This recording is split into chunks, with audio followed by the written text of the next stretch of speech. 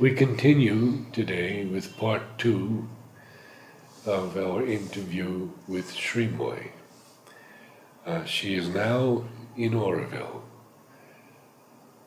and the great adventure begins. So when you moved to Samasti, you knew then you were in Oroville. Yes, I felt I became really an Orovillian then, and it was actually coming to Samasti was, I feel, um, a stroke of grace from the mother. Now, I don't want to go into the details of it, but it's like she took me and put it there and said, "Okay, second chance." Oh, Yes, I feel it was like that, and I needed a work. I remember I was wondering, I have to do some work. I have to have something to do. And then 2 days later, the lady who ran Samasti guest house, who made Samasti guest house, Ila, she made the whole of Samasti. She bought the land, she started that community. She was looking for somebody to run the guest house. She came to my house and offered me the job. oh, So that's how I started taking care of Samasti guest house. And everything sort of was, I was slowly, everything that I need I got, and I had all that I needed, and I had my children who went to the school, and my life started in the middle of Oroville. Before, I was sort of at the edge, and so that's how in the beginning the children were small, so I was very busy with the children and the guest house, and then slowly I got involved with the work in Matri Mandir. And there were a lot of visitors, and I felt that I should help out over there. So that's how I got involved with the visitors scene in the Matri Mandir, and also in the amphitheater. One day Sigrid called me. Sigrid had started a group called the Amphitheater Group.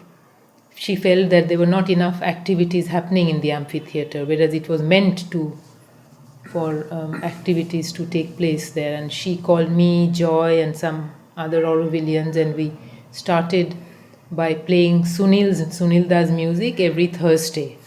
It still happens, it's still going on. Every Thursday there is Sunilda's Savitri music. And so slowly, there are a lot of things we did. I don't know what you would like me to talk about. as many as you can share. Yeah. As many as you can share, truly. I wanted to ask about your voice and how you began reading Savitri and theater in Oroville and administration, Matrimandir. Please just feel free. Yeah. So before I joined Matri Mandir, I used to do theater, with Ellen and Gilles, not Gilles, Jill, the American lady who does theater. I Jill. did some theater, Jill, yeah. I did some theater with her and with Ellen from New Community. And one day I was telling her, you should do Savitri in Oroville. And I didn't mean that I should do Savitri, that we should do Savitri in Oroville. So after some day she said, you do Savitri. So I was quite shocked. I had other people in mind because, in the ashram, nobody would think of me as Savitri. And I was brought up in the ashram. But it so happened that after some time I accepted, and it was a great honor, to do Savitri. And so... You mean to do the part of Savitri? Yes, we did. We did the debate of Savitri and death. Yes. It's a long passage, no? Yes. But we cut it down to 1.5 hours. That was already very long. And so she kept it very simple. She said, it is Savitri, we don't do much. We just, on the stage, Otto was death and I was Savitri. And we did it in 1996. And we did it. I don't remember much, except that I worked a lot on my voice. I learned all the lines, and when it was over, it had a tremendous effect on me. I remember that birthday after doing Savitri was very, very special. It was very special. I don't know. Just something happened to me after doing work, doing that work, and Bharat Nivas was not in a very good state. The auditorium. Afterward, they I renovated. remembered it Yes. prior to the reconstruction. Yes. So I had to really throw my voice. So every day before lunch, I would go on that stage and I would run and say my lines. And that was how, and you have to say the lines without panting. You have to say like you are just walking and saying the line, but you have to run. So that gives power to your voice and your voice is thrown. So that is how I learned to project my voice so that everybody could hear in the auditorium. And anyway, the acoustics were very bad at that time. So I remember when we started Savitri, and within 10 minutes, there's a whole lot of people who got up and left because they realized it's just going to be text, lot of text, and that's how it was. It was very simple, but the people who stayed, they stayed till the end, and they really appreciated it. It's not for everyone, no, Savitri, it is. Yes. So that was beginning of Savitri, but I had read the whole of Savitri when I was in Bombay already. Every night I used to read. Oh. So I just read. I didn't understand a lot. But now, over the years, after so many years and reading so many times, now I understand a little bit, what is happening, what is Sri Aurobindo saying, and it's so beautiful. It's like something opened up, he did something. Yes. He did something, yes. And what was also wonderful when you do is that, in fact, before every performance, I used to do a lot of theatre. You somehow make this connection special. You make a special effort to be connected with them because you want to make an offering. Yes. And you don't do that in your normal life, and one should do it always. But for performances, you make that extra effort, and it's wonderful. You feel very connected and very nice and very happy, and it's like that. Yeah. So now, from managing the guest house at Samasti, where did you go? I'm still managing the guest house. Today? Huh? Still today? Yes, I'm still there. Oh my I'm still God. doing that. Oh. But and then in 2003 there was a change of management in the Matri Mandir, and at that time the change of management, they asked me if I wanted to be the coordinator for visitors reception. The new management asked, the 4 new executives, they asked me. So that since then I am the coordinator for visitors reception of the Matri Mandir. So you're not one of the working committee there? Then in 2009, I became the executive. For 8 years I was executive, and I finished that in last April. There was a new group of executives who were appointed. So I was there for a very long time. And we did we set up, at least in my group, we did a lot of work. A lot of things were put in place, a lot of changes were made, and Can you give some examples? Because this is very important for people. Okay. You see, one of the most important things we did was, I don't know, maybe not everybody agrees with us, but we felt that queue which used to go up every day at 4 o'clock, hundreds and hundreds of people, and just look at the Matri Mandir, the inner chamber, and come out, we just felt it is not right. We felt that it should be, we didn't know what should be the right thing. We didn't have really an idea, but it had to stop. And so we decided we cannot just stop, but we have to limit the number of people who do that. And we first joined into that the system which was going on, the queue at 4 o'clock, going there, then come back, and then people who wanted to do meditation, they would go back inside and sit for 1 hour, and if there were 500 people, you stuff them inside somehow. 500, doesn't matter how. We joined that whole system and worked, and slowly we just started to limit the number. And the first thing we did was that it was Christmas New Year week. It was so crowded. There were like, if we had allowed it, there would be 3,000 people just going up the queue and coming out. So we said no, we have to 1,000 people, that's it. What do we do with the remaining? Because they have all come there.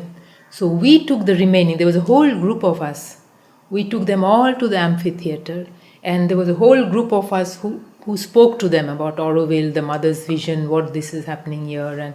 And some of them would say, we want to go, they are allowed to go, why not us? So we would say, no, we cannot, it is not possible, there are already 1,000 people, it's not. And we did, it was a very difficult work, but we did that, the whole team. And then after some time the crowd reduced, but we stuck to that we cannot have more than 1,000 people going in that queue. That was the first thing we did. Then the next thing we did was, all the vehicles used to come up to the second banyan. They were driving up to that place. And I'm telling you, they would get a pass at the visitor center to drive up to Matrimandir second banyan. At the banyan, this is only at the 4 o'clock inner chamber viewing visit, not the rest of the day. I'm talking about only that time. Rest of the day they used to drive up, just go to the amphitheater, look and come. They were not allowed to go in. But at 4 o'clock they were allowed to queue and go in. So the next thing we did was that we didn't want all these hundreds and hundreds of vehicles to drive up to there. They have to stop at the visitor center. So that was the next thing we did, and all along, I must say, I'll tell you, we wouldn't have been able to do it if we didn't have the divine help. I fully believe in that. And we had the secretary who helped us, the secretary who was there, the government representative. He helped us, and he fully cooperated with us. The working committee was with us, and there was a whole lot of people who were agreed with us. The visitor center agreed with us, so we could do it. It was not easy. And so first thing we did, we sent out letters to all the tour operators who brought people to go to the Matrimandir at 4 o'clock. We sent out, I don't know how, 120 mails, registered AD, so that they cannot say they didn't receive it, saying that from 16th or 18th of May, I even remember the date, or 17th May, all vehicles will stop at the visitor center and everybody has to walk. And come 17th May, you can make policies, but implementing is another ball game. It's a whole another ball game. Yes. I remember I stood there, and of course they come and they all get back instead of walking with the tour operators. They come, they take their passes, instead of walking on the pathway which we had created, they all went back into the bus, and the bus was taking off. And I had to stand on the road as we said no. And we had to stand there and stop each and every vehicle till they got used to the idea. There were also watchmen, but some Aurovillians had to be there. There was some little bit of tension there. But we had to do it for a long time, till everybody got the message, it's over now. Nobody can drive up to there. That was the next thing we did. Then there were a lot of little things, then we decided that all those who come for meditation have to come to the office gate, so that there is no mixture. So that was the next thing we did. People continue to go to the viewing point from here, and only those who are going for the meditation go to the office gate and go from there. And then at one point, it was decided that the Matrimandir needs renovation. They had to close it it was already with the new management. They had to close it for, I think, I don't know how many months, 3 months or something. But before they closed, they made one petal ready. And that was the first time we saw one of the petals, and the peace petal was made ready. And we used to always wonder, what are these dark holes going to be? What are we going to have out of this place? But when this petal was ready and all of us went and sat there, it was so beautiful, you know. We all sat there and I could feel it in my body. I felt it in my body. There was something. And I'm not one of those given to, you know, I'm not a very sensitive or. It was so, we just felt so good, so good. I remember feeling, and it was that the peace and equality were ready, and they closed the Matri Mandir because they wanted to. What was the thing? I think they closed the. There were those four ducts, no, through which the AC used to come down, and it was decided that we have a smooth sphere inside instead of these four ducts. So they closed them and they made a central hole from which the AC came down and also the light came down. So it was all from the central opening. And then when we reopened, and all this while, the secretary helped us. We put it out even into the newspaper that Matri Mandir will remain closed for this reason. When we reopened with the new policy that everybody goes to the viewing point. All those who want to come for meditation, they have to do a booking and come. And that is how the whole thing was started. Does the 4 o'clock still continue with 1,000 people? No. That was stopped. This was a big thing. Completely. It was a big operation, you know, and lot of everybody helped, everybody cooperated and collaborated, and so it could be done. And plus there was the mother's help, I feel. Otherwise we couldn't have done it. There was so many things, you know, could have gone wrong. Yes. And so that was the thing. And then that started, and somebody would say, why not do this? And that's a very good idea. So it's not that one person gets a good idea. When you're a team, somebody or the other manages to catch the good idea and then you do it, you know. Yeah. So the whole policy is like that. It's somebody or the other gets a good idea and then we try it. And then at one point we shifted it to the morning. That was in 2008 maybe, or I don't know, I can't remember. Because we felt in the afternoon the Aurovilians finish their work and they like to come to Matri Mandir. So let the visitors come during the morning when it is the Aurovilians are working. And then you have people who speak to them before they enter? Yes. I So remember then Tim Ray talked about that. Yes. So all these things, for example, Roger used to tell us. I must tell you a few things that Roger told us. Yes. Roger came to quite a few of our meetings, and there is a recording of some of all that he said. And one of the things he said that mother told him that you have to remember when you send people up to the chamber, you have to remember that you will be sending them up into the presence of the universal mother. So you cannot just send anybody anyhow, you know. That's why she was so particular about those guidelines she gave. And a lot of people don't understand because they don't know that she has said this. And he told this to us at least twice, that this is what she told him. And he had taken notes. No, he would go up to mother's room and he had taken notes. And in his notes, in his own handwriting, you still have. She told him that the first condition for anyone to go to the Matri Mandir is that they ask.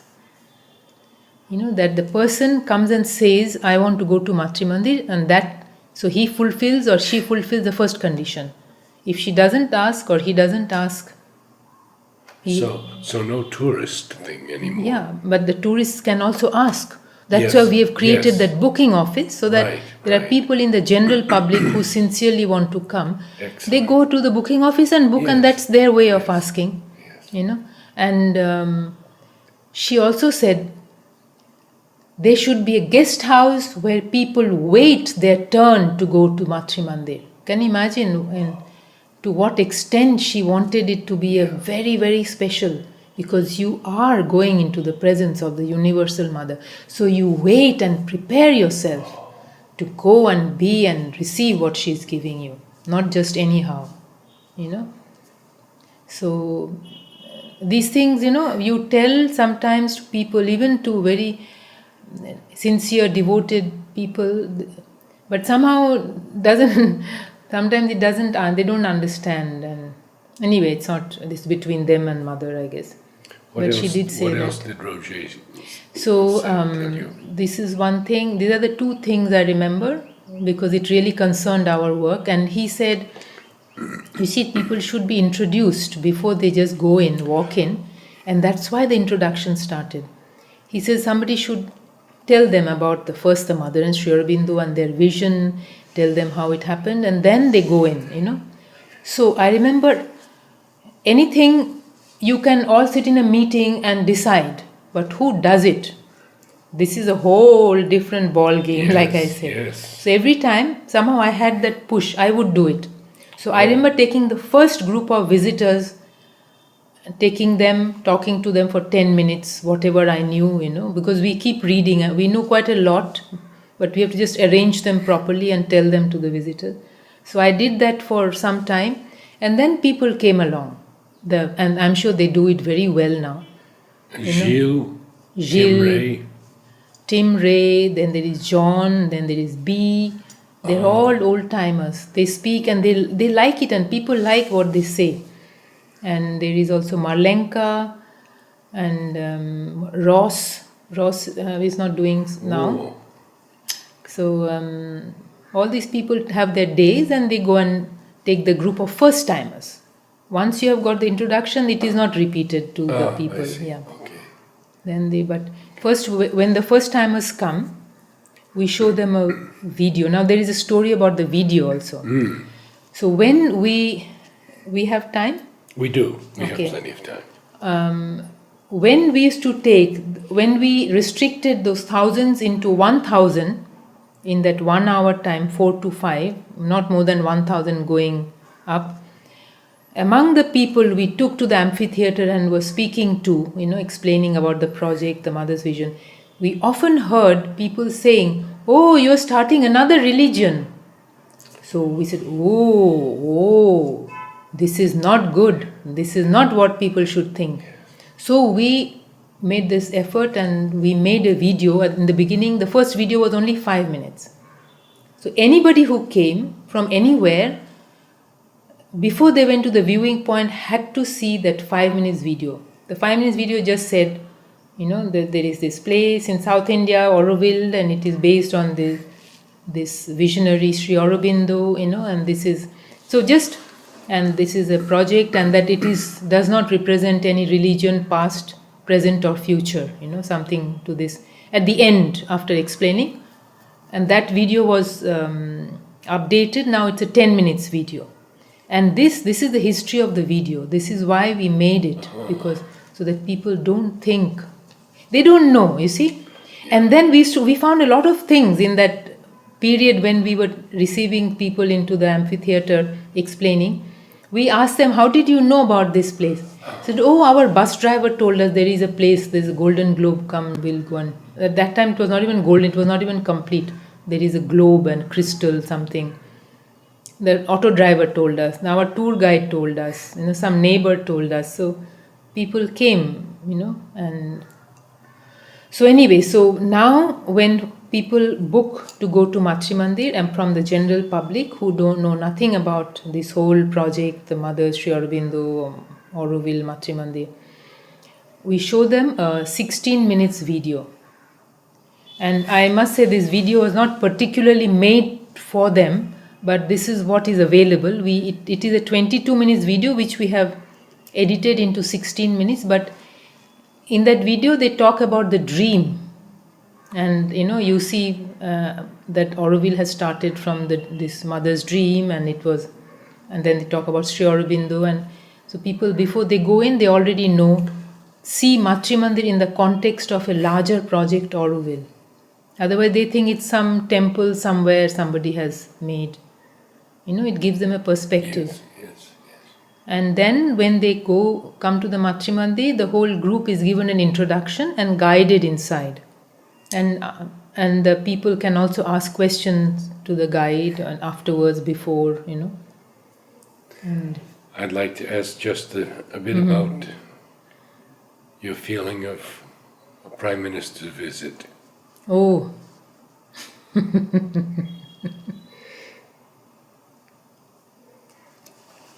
well, if he has come to Matrimandir, it must be the mother's will. Nothing happens in the Matrimandir unless you have the sanction of the Universal Mother. That's what I believe. So I was not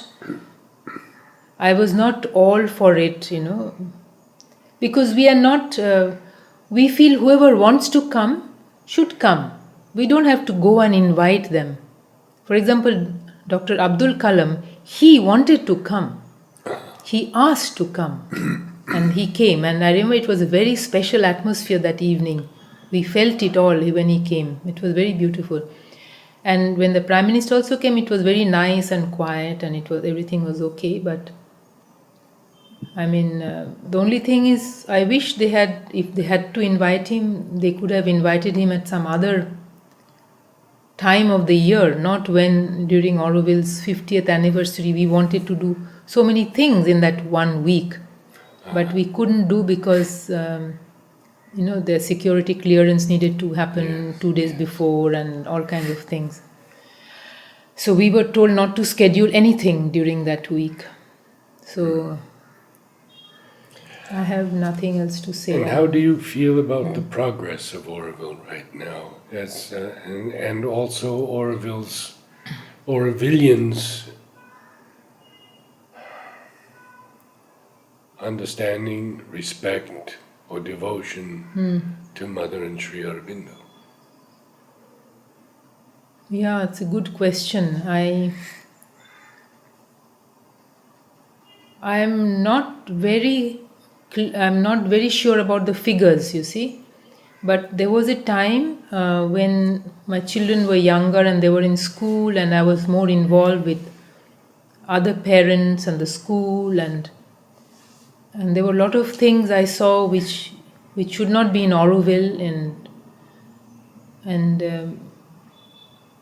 I went through a lot of turmoil inside me, because I felt I am in Auroville, so I want my children to get the education that Mother and Sri Aurobindo want, according to Mother and Sri Aurobindo's vision. Why can I not do it? So it was a big thing for me. So I was the only one in the parents' meeting speaking up, and saying this is in future school, and so. But then, at one point, I felt that, I got a message in her own way. She suddenly, you open a book and you find a message from Mother, and it was really for me. I was sending her flying kisses. She was so sweet. I couldn't sleep at night, so I took a book, and because of this kind of turmoil, and I took the agenda and I opened the book and I read something, and it was like she said, "Okay, now," and I felt so happy because it answered my question. And she said, like, "Okay, now go back to sleep." It was a bit like that, And so, but I felt at one point, this is because I have been brought up in the ashram. I see things in this way. Not everybody has been brought up in the ashram. Not everybody has had this tremendous privilege that the mother touched their head. Yes. So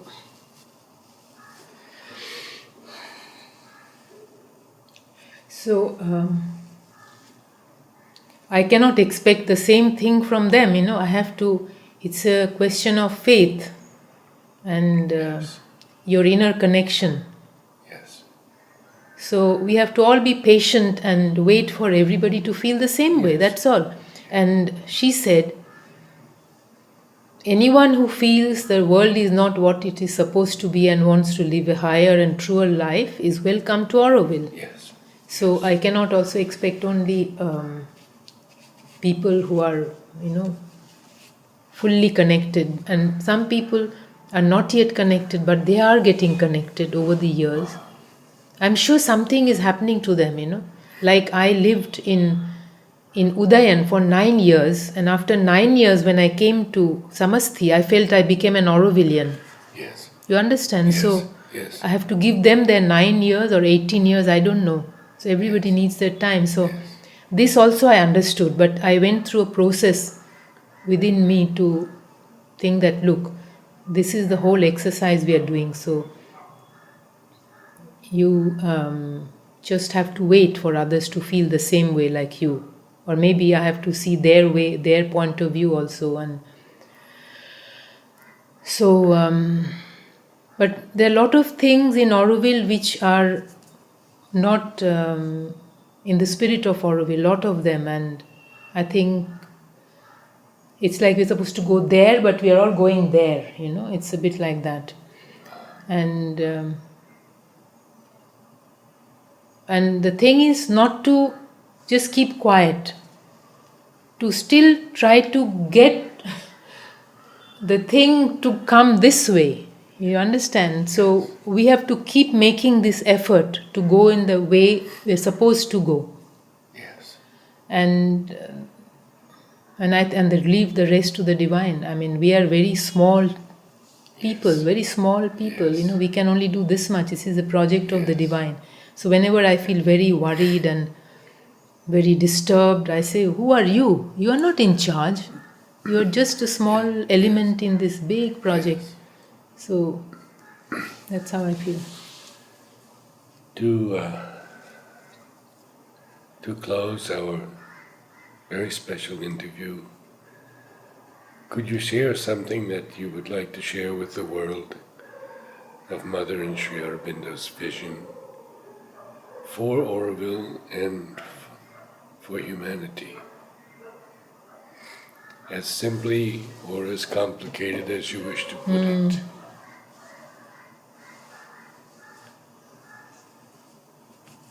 Why are we here?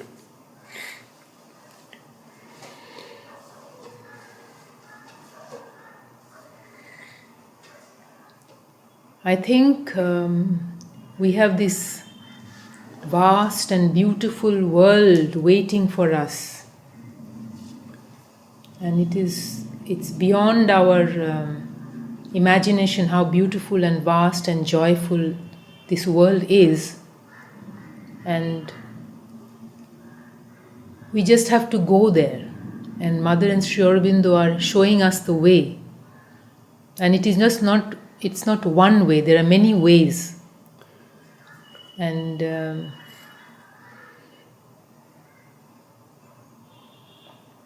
those who are interested are welcome. Wonderful. Yeah, Wonderful. they're welcome. Yes. As though I'm Mother's emissary. I feel like that. No. We are her instruments. We are all her instruments. Yes, yes. Thank you so much for sharing Yes, with us. thank you. Namaste. Thank you for having me.